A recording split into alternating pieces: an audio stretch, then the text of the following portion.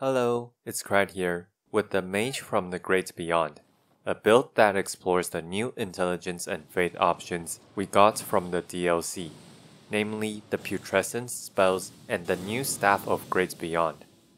Now, this isn't the first time I've covered in-faith builds, so I will explain my choices thoroughly and why they are optimized for this particular build. If you've watched my video on death sorceries before, you will know that you can get a much higher spell power if you just get the minimum faith and fully invest into intelligence for the backloaded in staffs. However, in terms of FP cost, the death sorceries, especially Rancor Call, aren't as high as the putrescence ones. Therefore, if you're staying around level 150 for PvP, this is a concern, as you will need more points invested into Mind if you want to cast a variety of spells. And the benefit of the Staff of Great Beyond is that you can cast both sorceries and incantations with it, so you can also include other incantations of your choice into the build, making your arsenal of spells much more varied. Therefore, the approach we're going to take is to go for the 43-point intelligence and faith soft cap for the Staff of Great Beyond, which puts it at a much higher spell power than our previous best choice with the same stat distribution, the Gelmir Glintstone Staff, which is a staff in a pretty poor state, as it will barely perform better than the Great Beyond, even with lava spells. Using the same level of investment while meeting the base faith requirements for the spells, we will only have 60 intelligence, and the Academy Glintstone Staff will have a lower spell power than the Staff of Great Beyond. So ignoring weapon choices, this is indeed our best option even if you don't want any incantations. This intelligence and faith split allows us to keep our stat investment low, so that you will have plenty of stat points for Mind to live your spellcaster fantasy. If you're going over level 150, you can definitely choose to go for raw intelligence investment though. Now, of course, the build is not limited to only the new spells, as I will be bringing Ancient Death Rancor as well, since I meet the requirements anyway. The Briar spells though are not very effective on split intelligence and faith builds. They have low FP cost, but costs HP for every cast. If you want to be getting the most out of these sorceries per cast, you would prefer heavy intelligence builds for pure damage. Alternatively, if you want to take advantage of the bleed that they inflict, you want to be using an arcane staff with arcane investment to scale their bleed buildup, so I do not advise using these in the same build. For the magma sorceries, I am only taking Roiling Magma, as this can help with area control by shooting it onto the ground. Feel free to take more if you want though. For the incantations, I'm going for the Triple Rings of Light, my favorite Int Faith incantation, and I added the Roar of Rugalia as a cheap potential AoE. Feel free to add more incantations like the Placidusax Ruin, which is a great jump finisher in PvP, since you have the faith requirement and enough mind to make it work. Here is the stat distribution I went for. If you don't feel like you need that many points in mind after playing with the build, you can allocate up to 7 more points into intelligence or faith to hit the 50-point soft cap for magic, flame, or sacred infusion. In my case, it would be 7 points into faith, since I decided to use a sacred infusion Banished Knight's Halberd with Sacred Blade. The Banished Knight's Halberd is a solid choice for casters, thanks to its relatively low stat requirements and decent range to provide some poise damage pressure. Obviously, if you're going for PvE, you can pick something else like the Sword of Night and Flame to make use of your Int Faith stat distribution. I chose the Sacred Blade for my weapon art because we don't really have a simple projectile in this build, as our spells tend to be a lot flashier. Having a simple projectile on demand is nice, and you can combo into this plain looking ash after using one of your fancier spells. Furthermore, it provides your weapon 90 holy attack for 40 seconds, making up for your weapon damage. Now, for the armor I'm wearing, I definitely don't suggest you to copy my fashion for performance, as you have plenty of weight to spare for a tankier setup with more poise. I went for something that looks like a deranged sorcerer from the Great Beyond. The only armor you can keep in mind is the Gravebird Helm, which buffs the damage of Rings of Spectral Light by 15%. And even that is a light bonus, as we're not focusing on this singular spell. And the talismans I'm using for this build are pretty self-explanatory. They're very caster-based, and you can make tweaks. For example, if you don't find yourself charging up spells, you can swap the Godfrey icon to Great Jars to wear heavier armor. Or if you don't mind hard swapping, you can definitely swap out the Crimson Amber Medallion after you're damaged in invasions to the Blessed Blue Dew to squeeze out one extra spell cast. Okay, let's check out some duels with commentary. I see he wants to spam Storm of Lights, so I'm gonna respond with our Ancient Death Rancor, which is way more annoying to dodge, and maybe he'll stop doing it. Okay.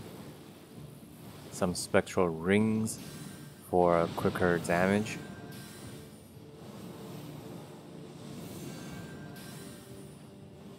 And into our Sacred Blade. Nope. Let's see if the Triple Rings catches him on the way back. Nope. He's just panic dodging, so we'll go in melee. And then a Sacred Blade. Okay, easy finish. But this guy isn't that experienced in PvP, so let's take a look at what's next.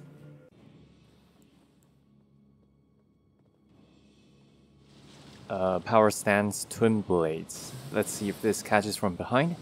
Ah, he was just out of range. Is that? Oh yeah, it is Divine Beast Frost Stomp. I don't think that Ash of War is that strong in PvP. Nice, we caught him on the way down. And let's set up a quick Spectral Rings and see if we can roll catch. Nope. Let's see if I can end with a Putrescence for style. I do indeed.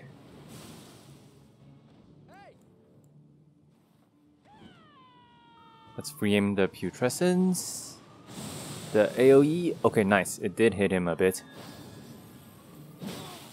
Halberd and Hand Axe, this is gonna be really tough at close range, so we definitely want to be using our spells.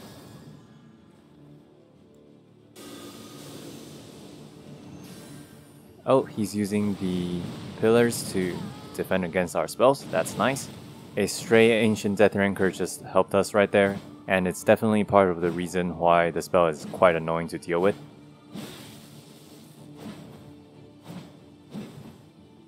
Okay, is he gonna give me some more range? Okay, but can I roll catch that? Okay, then that's a good trade. Let's see if we can repeat it again. Another poke? Nope. Okay, use this distance to refill our FP.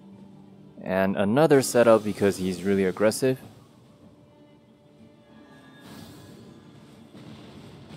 Poke from behind? Nope.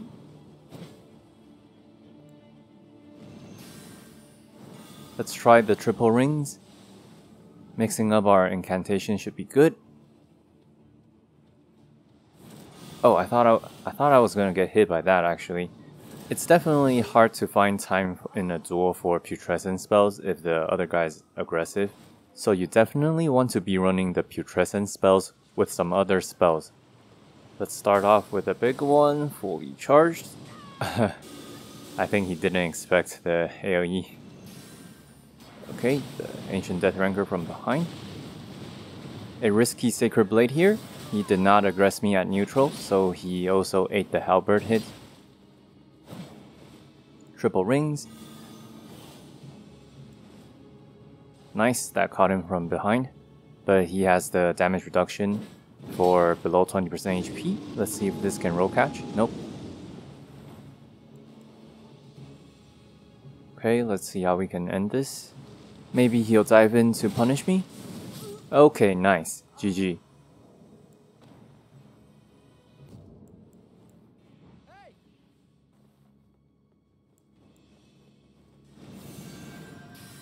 Okay, I'm gonna set up a Roiling Magma because his setup feels like once he's on top of me, I won't be able to do much. He's definitely playing very patiently and dodging all our spells.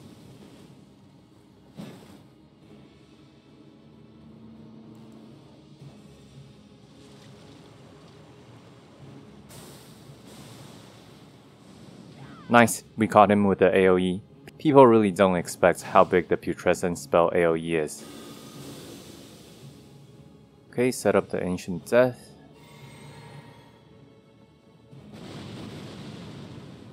A mutual poke is not great for us because he's wearing much heavier armor.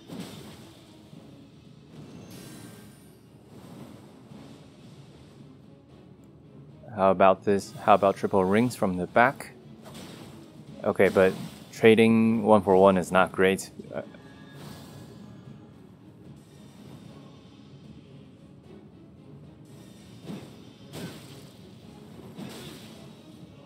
Maybe I'll do another. Oh no! Yeah. I was too close there. GG.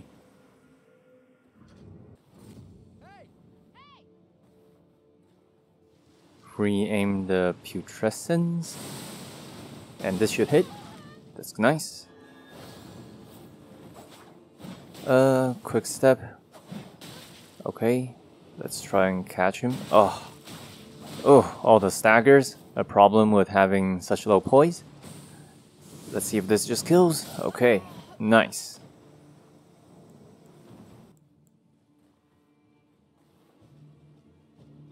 Pre-aim Massive Putrescence again. This is honestly a really fun spell to use, even though it's not super practical. Just a regular Sacred Blade to buff up. I'm surprised he didn't dodge that. Okay, I'm not surprised anymore. That was really laggy. Okay, let's just end his misery and poke after setting up Ancient Death Rancor, and nice, easy combo. Dragon form. And he charged in, so not incantations. I think that's Beast Claws actually. Having completely no poise does suck in PvP though. He got staggered from just one Ancient Death Rancor.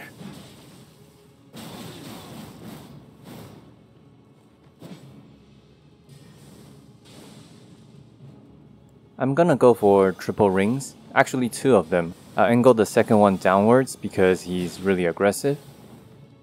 Oh, he's casting, so this should end it. Yes.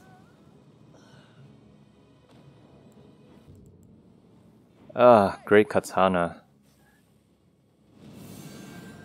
If he just charges forward and keeps poking me, I think I'm kinda screwed. So let's set up Rolling Magma.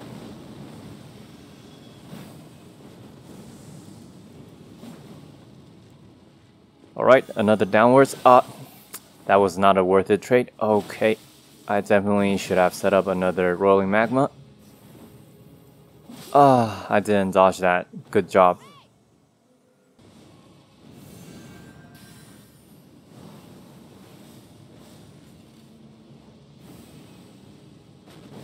Did that headshot? Even then, they really need to buff that spear's heavy attack.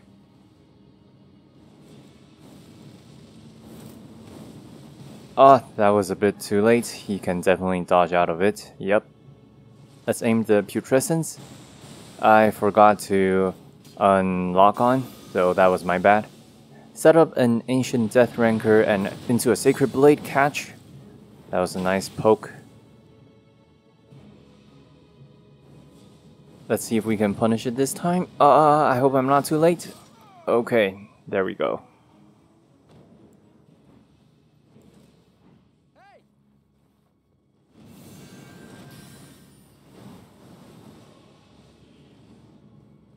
Let's go for a mass at close range, and the AoE did not catch.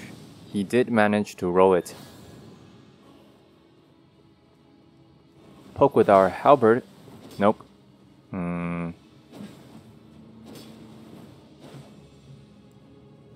Vortex of Putrescence. You can't go and parry that.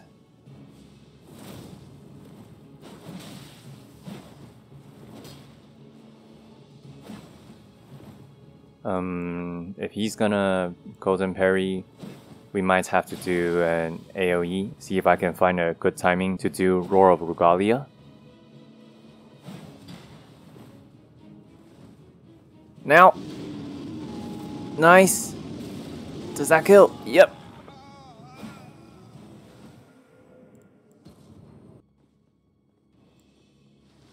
Ooh, nearly hit me. Let's do a quick Sacred Blade to buff our weapon. And Ancient Death into poke. More pokes. Gotta outspace that power stance straight sword.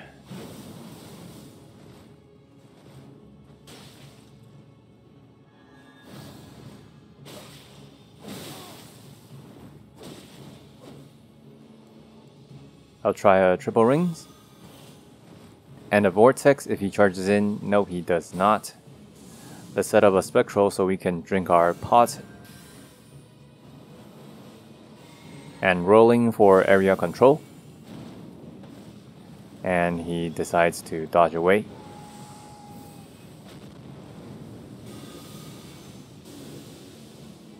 Okay, if he's gonna run and play defensive, I think I'm gonna Ancient Death and hide a Sacred Blade. Nice, we got it! We gotta be careful of those patas.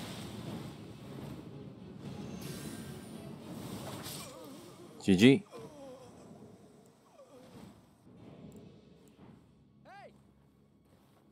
Okay, I think this will be the last duel I'm doing if it goes well. Oh, if he's not coming closer, let's go to him after a quick setup. Sacred Blade, nope, that's fine.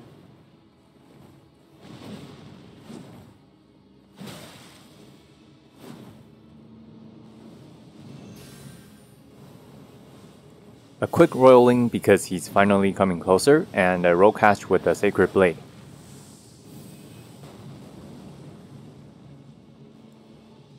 Triple rings, see if that hits from behind, nice.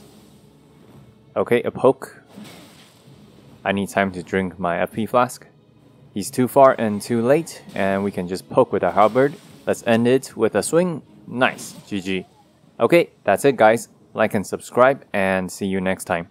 If you want to support my work, please consider buying my fantasy novel or donating to my Patreon down below.